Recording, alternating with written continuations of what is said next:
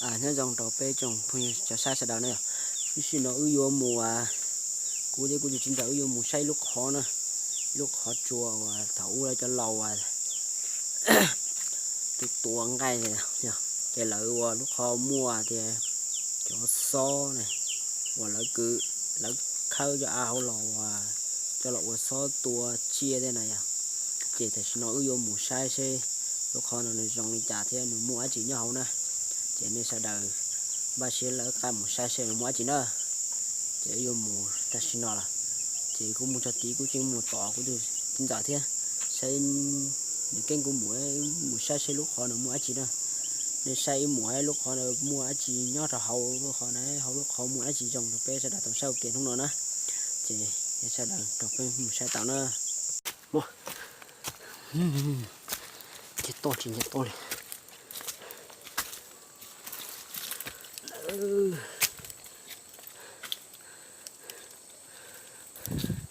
nó sao con nó sao con nó sao con nó hồi rêu chỉ có áo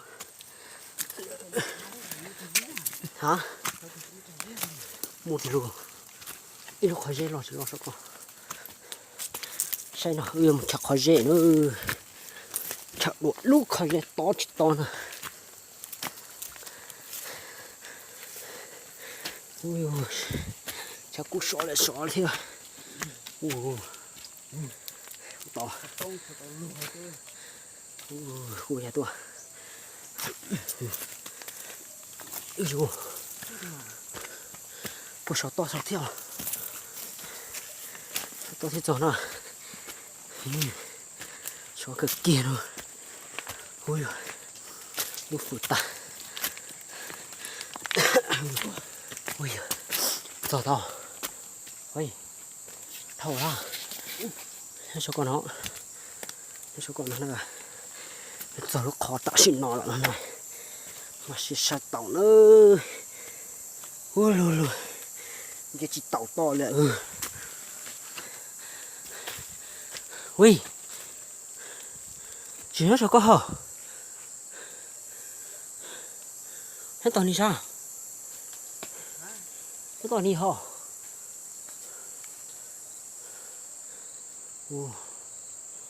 nhớ tàu số à giờ trong chiều nhớ số con số nào giờ sai số thì nó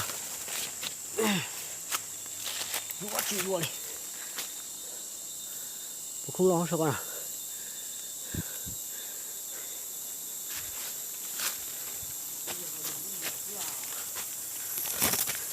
cho thì lui nhất cái hông nó xiêm mà nó quý à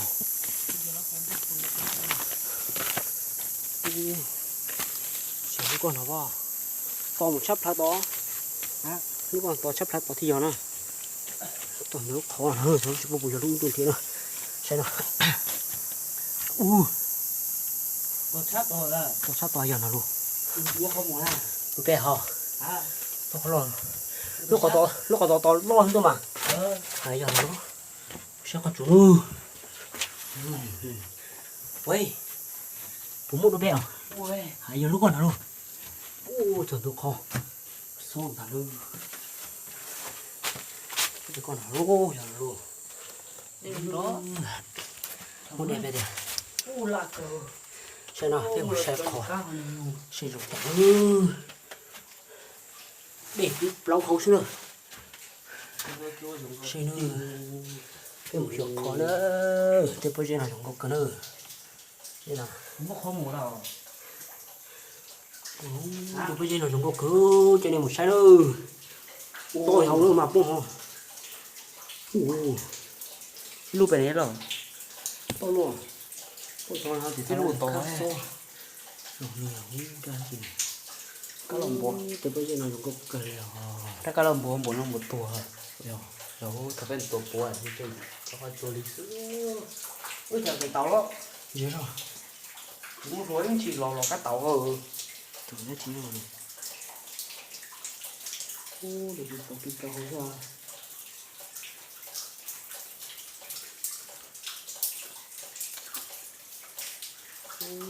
Thì bây giờ nó giống còn nữa cái đây hết đấy ăn dài cái này như cái tay chưa néo nó chưa ăn ở đường con tụng bánh đó rồi còn nó chơi còn lại cái tổ thế đi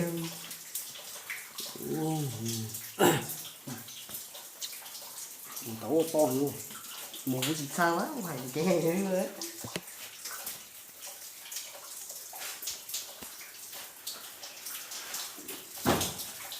nó to cưng cũng thiệt không có được chả tôi tấu con nào dạ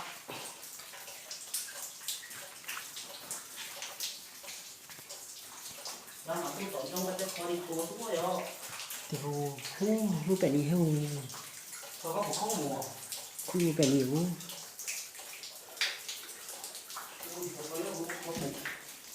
có theo nó cùng không nào nè ui luôn luôn hú khó so nó luôn nào nè hú bây giờ dùng có cứ cái gì nào nè còn cây dày thế này coi như nào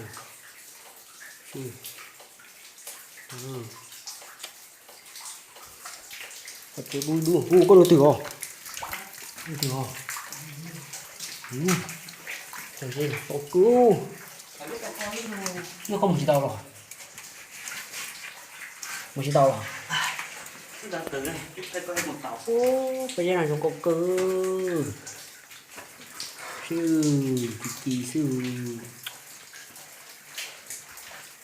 thì đây ha chứ tốt chuối dùng dài luôn thì đau chút bò thì thế không là cái gì ô cái tiền nó ác à tao hình giờ ui ủ phao nào cái này kiểu đi được xỉa nấu bắn hết xuống mà phao đừng gỡ đi dùng có đi à phao nào hả là được phở cái gì giờ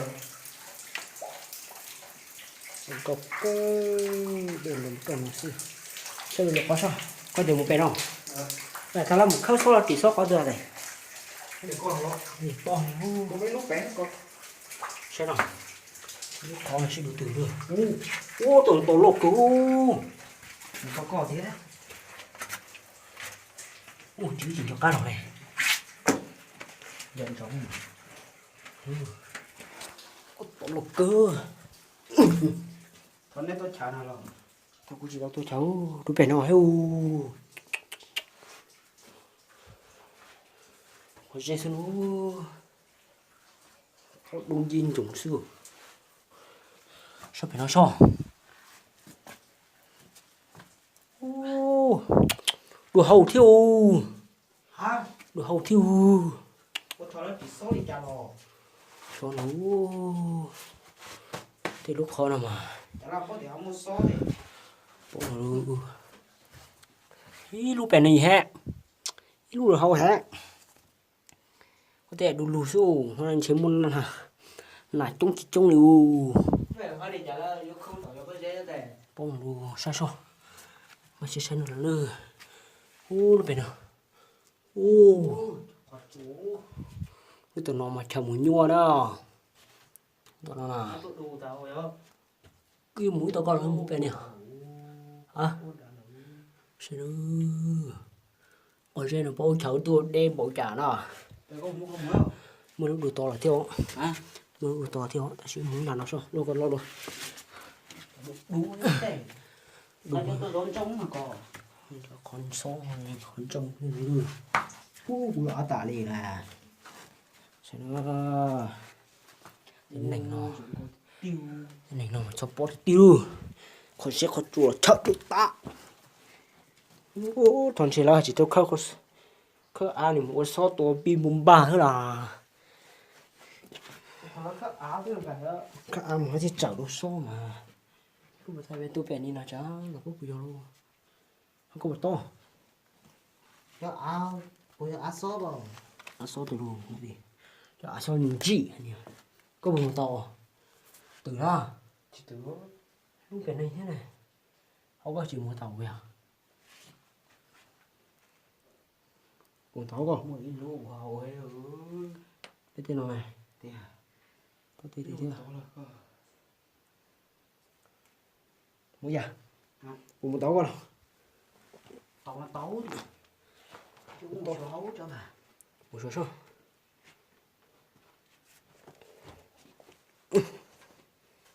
Lo là cá to. cái này áo số rồi Ờ, gì rồi wow, nó để à sao hình gì xử lý bo. Khỏi dây đút chết. Đun chín dòng sẽ đu chụp vừa nữa. Gõ lành xem nào, cháu nó còn gõ lành đó. Bụng một to, gì bụng một to. Chứ mà không muốn là. chứ không ai muốn sao có một xương À. Lúc sau nào? hả Muốn lúc sau nào? tiền Chú già một tò mò. sao đây Chọc cá số nó. có một mà Muốn cho nó. Kinh cơ rồi. Cũng là khẩu chủ bao giờ chỉ cho nó ấy. không tông luôn tông luôn Yeah. Chú bông plô vào lúc khó ấy. Xong. giờ nó trông ít tèo thế Chọc bao giờ nè. Chỉ đi nó chỉ tập bao thế. Nó chỉ chậm mà chỉ bao thế. Này dòng liêu. Thế có bụng mà to. Mẹ thảo tuần tay thì tuần nó có trong đầu. Yêu. Có tí nào tôi luôn phải ta nào. Bùi rồi. Yes. Liêu. Nó sao bộ con đàn hả? Tiểu vô. Cho anh chị tuần nào. Nào nói chứ có chỉ riêng chị. Thọc có phỏ tròn hè thì đào vô. Tiểu. tăng cái cơ này tôi ăn ngon Cho nên là cho nó. Nó muốn cho nó có phỏ nữa. Phỏ tuần ná gì rồi. Chỉ bao giờ thì cô chạy thế này. Sạc tờ tay nó. Cho nên là tuần. Mình cứ. Bỏ chơi nó. Một số được không?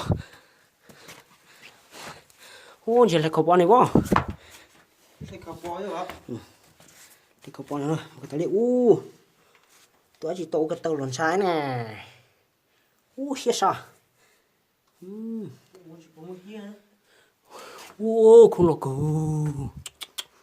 lũ sầu đi đâu lũ khó Muốn hả nào? Tôi cờ. Chỉ bùn cho cá đặc cao. Giữ bùn cho cá đặc cao. Ý có chỉ hại đó em chị. Chỉ là cá đặc cá sẽ. Này là hà. Ôi dồi. Cái con lành sơ đơ này sao nó còn. cái chữ mũ khó rồi Đủ chuồn nữa. Sao có phải mua một toa à? Ôi lồi. Là có cá sử. Ui dồi. Nó có. Tên này nó bột chua mà. Ôi lồi. Heo khó lồi. Chỉ là ôi da. Không có rồi. Sao? Một số sao? Ôi chỉ có phiêu rồi. Ui dồi. Ui cho tôi làm con cơ. Một số sao?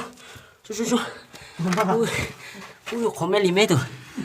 Tiền rồi. to là tiền nào Ui alo ôi trời khổ nó thả cho con này anh chỉ play anh chỉ tu một trăm đủ chi luôn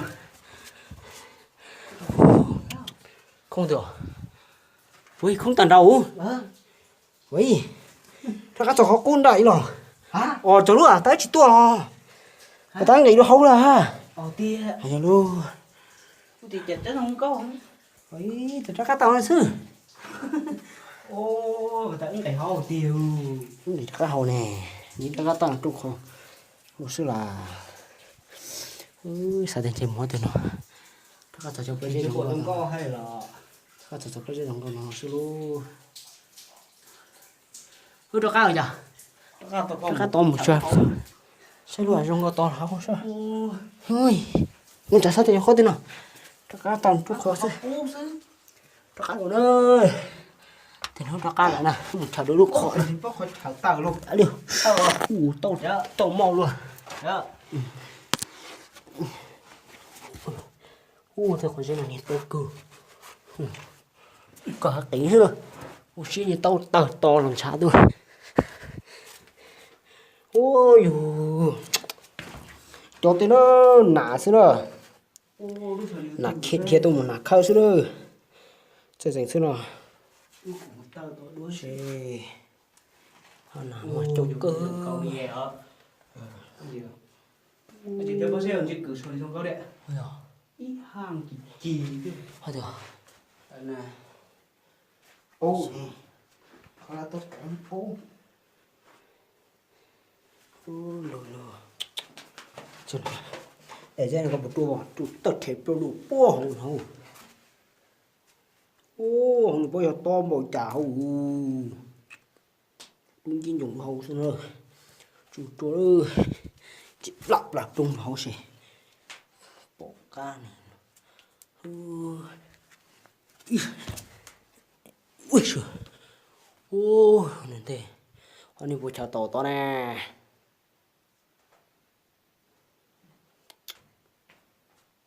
Tôi có chỉ mua kho ra.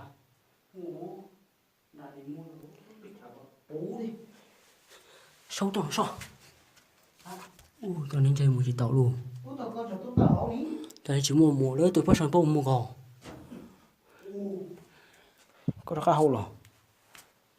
Dạ. Dạ. Mua hó sao?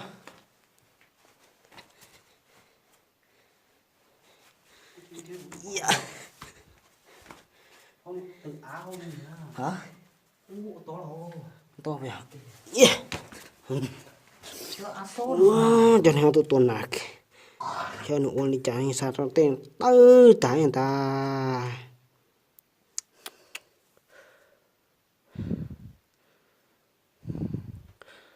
Cho phổ nhựa. Tủa nữa. Tủa đi chẳng tư cho ta nè. Ui. Ô thì còn không nói gì. Đầu chỉ hó xưa. Chi thứ này. Có so nè. Nó khơi áo níu được rồi đó. Thâu bớt là cho lỏ tụi khơi rồi. Hôm nay 1 triệu của một so nè. Tôi chỉ mua có một là. Hả? Là con à? Từ hết. Nó thì chỉ khá một à. Đấy được ta chưa? Một áo rồi nó khá nhịp sinh đó. Không loại bữa sau tên nó. Chả lúc chỉ mua búa này. Lúc con chỉ mua búa này. Nó khó. Bây giờ nó khăn rồi mà đó. Thằng nó khơi chỉ một số chậu so này. Sao chỉ cơ. Tôi hỏi nó mà chỉ chua. Chỉ sư trên hoa nào. Chờ nhau không nói gì đó. Thế là hoa nào. Chỗ có đó. Chỗ có non chỗ cao này thế hả? Nói chuyện tổng nhau từ lúc còn tốt tầm mồ. Sơ. Ui, sao đến tôi không? Cho tôi tuột nã thế mà đủ lu xưa. Không ngủ lợ. Số lúc ta toàn này chuyện mua. Từ kia thì cái ớt thịt lợn nè. Từng góc kho này kìa.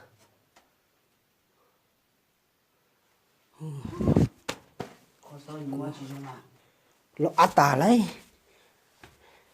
Sao không? Muốn gì không? Thì chính trị nè. Rồi bỏ tới các khâu con nào.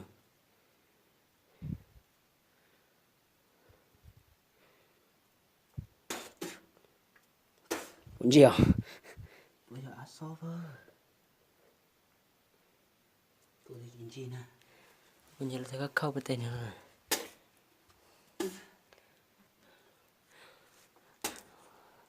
Cho tôi coi tôi lấy khâu ngã tôi cho nó chuyện này. Mua đó thôi. Khâu cho trâu chúng ta này. Cả một cái chầm lắm. Tôi hiểu ta tổ cũng được thử nè. Nó có một đùa. Ui à, chào mua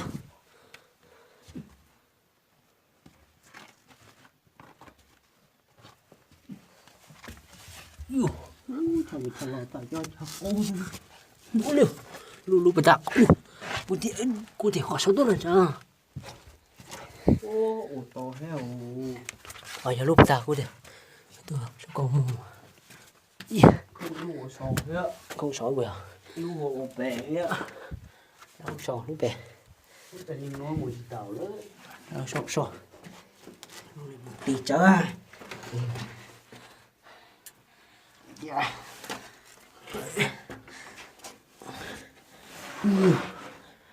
giờ tao tao nó mới trời to gì rồi cho uống cái mùa nào từ đấy bà luôn từng cầu đó con à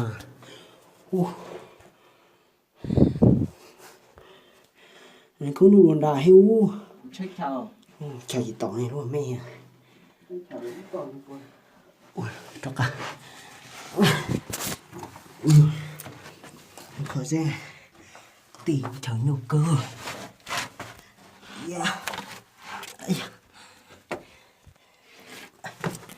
con luôn đau rồi con luôn đau con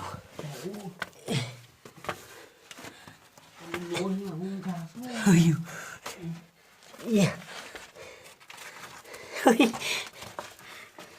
tôi sẽ xả tôi tả rồi ạ giờ bữa giờ lá su chỉ nhỏ đi xưa rồi đi tiệt là cứ chạy thằng không có ai bớ là được tệ luôn liêu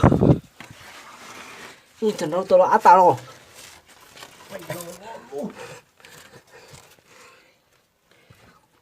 bây giờ bùm to tôi không lo bùm to tàu ấy tao mua cho là ui rồi đây là có lần bùm to à cẩu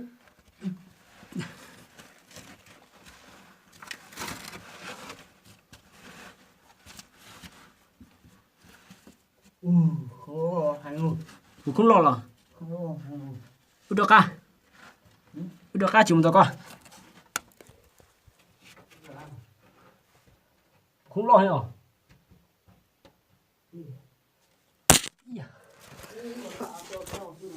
ai da lâu cá tổ đây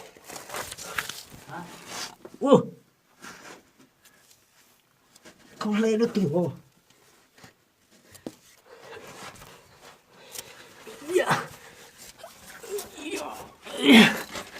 ui da tao có khu ui đẩy của lò chỉ tẩu đi ui rồi chắc cưng rồi phải học bộ tăng đĩa rồi hậu này hả liêu cái sao tìm mình chịu chắp lại cho khó nữa một đệ khó so không mà sát ta cho con liều tao phải đi xem con số bây giờ nó phải dùng gốc cờ kỳ ho siêu cháu có sổ nó tôi đâu phải là nó tôi nào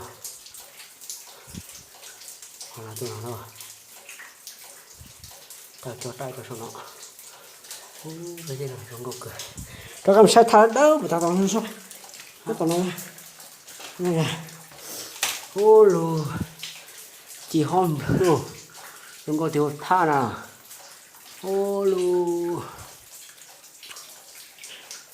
ta chụp bảo sinh rồi nào gì mà chỉ dùng gọc cơ cái gì mà gì không có nhỏ gọc cơ cái đại thằng nhỏ đây là cái bọc của nó su thế mình thở lúc bè đồ kéo đi đâu nơi cái thằng này đâu nè nè tôi đẹp không có son rợn ha một tí lúc dòng nó đỡ chỉ dòng gọc cứ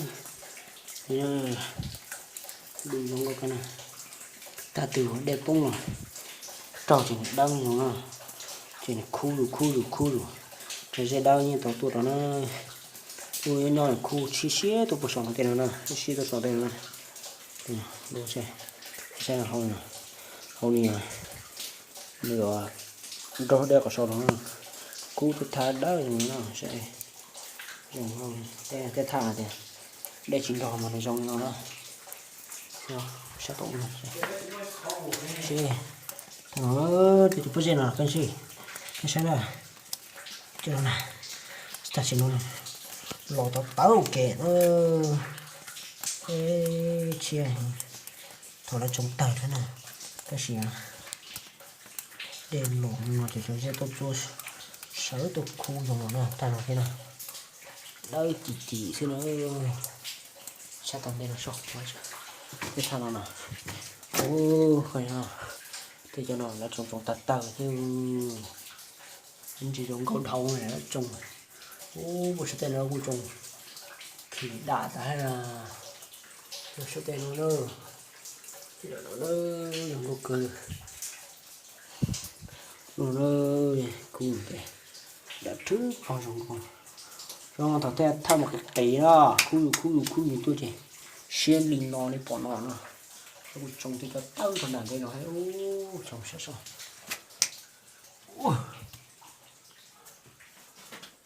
sao nó đá gà nó có chỉ bỏ đá cờ nó tên là một cờ một đẹp một cờ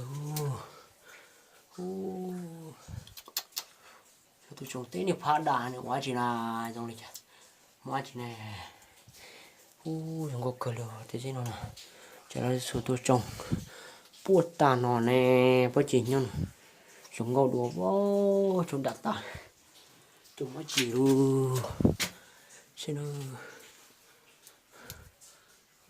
này à chúng mới gì à chỉ là sao thì mục cũ rồi cả nè chúng đặt ta nó lên có gì thế nào tôi cần chỉ một số không thà bố cầu của thầy ta xin nó xem là mặt cây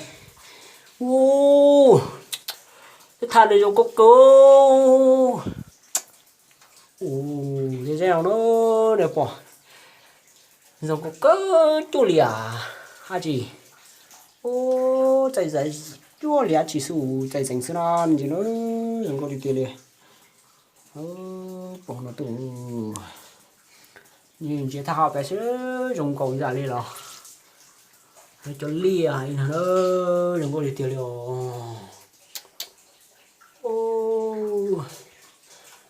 không biết tên nào mua tên co thảo dùng hay là lúc cả đây nó sao giờ thì tiêu thao nào sẽ dành sư dùng có thì nó thao nào cho nên chỉ dùng nó dùng thì tía đi nào nữa dùng câu hơn nào thằng nào chạy dành lọ hao nọ xưa nó đỡ kiểu liều à anh chỉ xưa nó nào sơ gì sao nào sơ nụ xong cả đỡ được ở đây là mua thì chạy dậy nó sụt tia rồi cục cơ liêu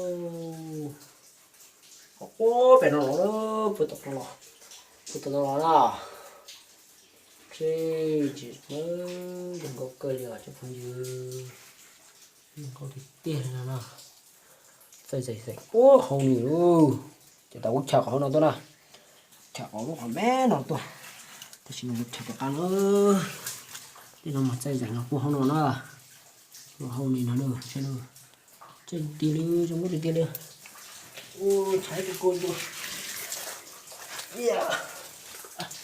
yeah dòng có thể tiền lên ô dù dù nên chỉ sư trên dịch thì nó lọt xuống tia chúng có bộ nó nữa chúng có đi tiền lo cái gì nào nè cái thứ bao chỉ à đi à cái chân xài hốt tài rồi tê sao như sao cú sữa cái dành nó đó sao đó cái dành nó chúa là cho ly à tiền ông đâu kia cái dành sữa không có tên nào nếu đi hỏi là sao nào chúng có thịt tiền đi nè xem nào một cái trong này cái dành đất trúc bầu nó xem nào cái con sẽ có chuột nào chỉ dùng chà bê chăn đậu thế nào cái con sẽ có chuột nào nó xì đất trúc bầu nó thế nào dùng có thịt tiền nào đất trúc bầu thế nào ta xin nó chỉ xây nó sẽ nó chỉ cho cả một cho xin nó ta chỉ chào bên nó bên nữa ô là nào lên lên lô nó coi chẳng cho số nó để biết bao nó thế nào đó không có gì lo rồi tới chặt tàu số nó đó rồi tới chặt tàu số nó đó con dê chặt con dê tàu số có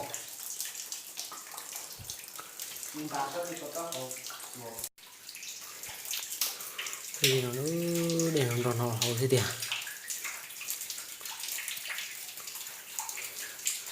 để làm đồ của nó là đây là mà đau hơn chia nó chết trả liều nó cứ bỏ chỉ trong có cửa liều con nên chết để to lo không còn lo anh à không sao bên từ bên xưa tôi có rất là chuột nó trong ngọc thầu đùa thì cha với chăn đậu nghỉ hưu chăn đậu dòng hưu chăn đậu dòng mà chúng chưa bỏ tới trong đồng du xưa xưa nữa sao không mình chỉ mà cởi ra dành dòng câu kỳ khó siêu ra họ tí nào ô nhon cho sát tận mù hưu là chỉa trong nhót trời để việc vào này kìa từ giống đầu tiên là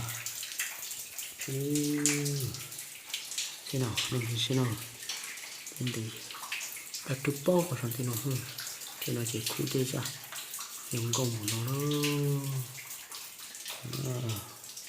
xem nào dùng công của nó để nó thì nó sẽ đỡ thấy dùng bỏ cho nó trên xe dưới tàu mù trên xe dưới mù thay nó thế nào